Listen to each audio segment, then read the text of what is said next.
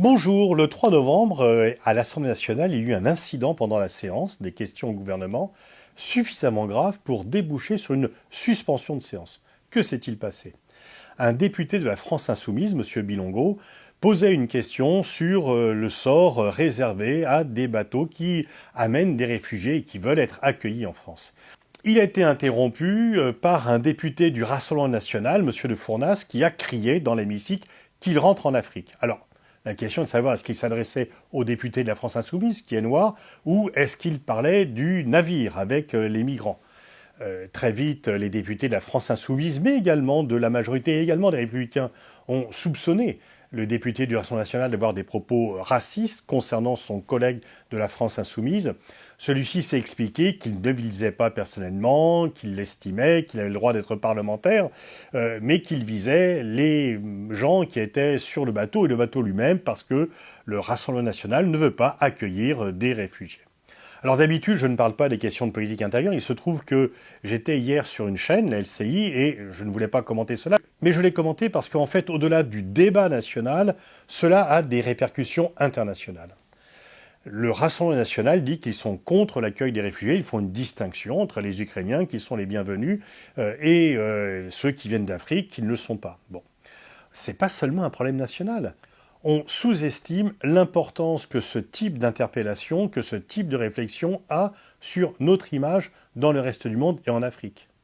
Il est assez contradictoire de s'interroger assez durement sur le fait pourquoi nous sommes moins populaires en Afrique, pourquoi la Russie peut nous tailler des croupières avec Wagner ou autre, pourquoi la propagande anti-française arrive à fonctionner et ne pas s'interroger sur la responsabilité de ce type de débat que nous avons.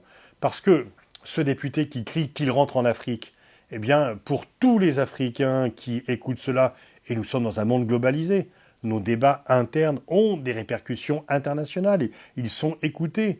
Pour tous ceux qui seront informés de cela, et dans ce monde globalisé, l'information circule vite, surtout lorsqu'elle peut être négative, cela veut dire non, nous ne voulons pas de vous, les Africains. Et au-delà donc du débat de savoir s'il visait un député particulier ou les gens qui étaient sur le bateau, eh bien cette réflexion est tout simplement une réflexion raciste de refus de l'accueil des autres.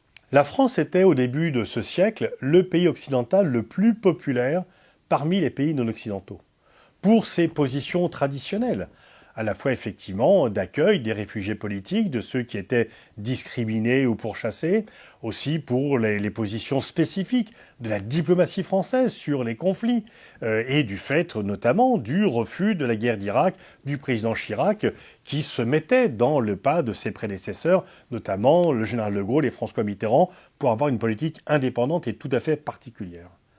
Nous sommes aujourd'hui le pays occidental le moins populaire, ou parmi les moins populaires, dans le reste du monde. Parce que nos débats sur la volonté de se fermer, sur le refus des autres, sur une vision de l'islam caricaturée et associée trop facilement au terrorisme ou à la criminalité, tout ceci est perçu dans le reste du monde. Et nous sommes vus comme un pays qui se replie sur lui-même, qui est moins accueillant. Il n'est pas question de dire que la France doit être ouverte à tous les vents.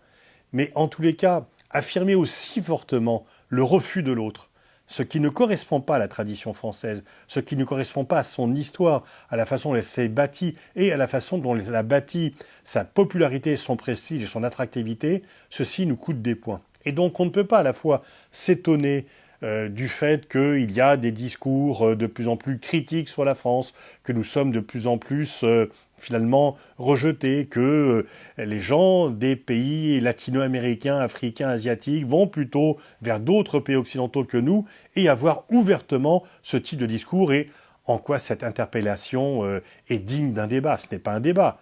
Ces cris dans l'Assemblée ne sont pas vraiment à la hauteur de la nécessité d'un débat démocratique.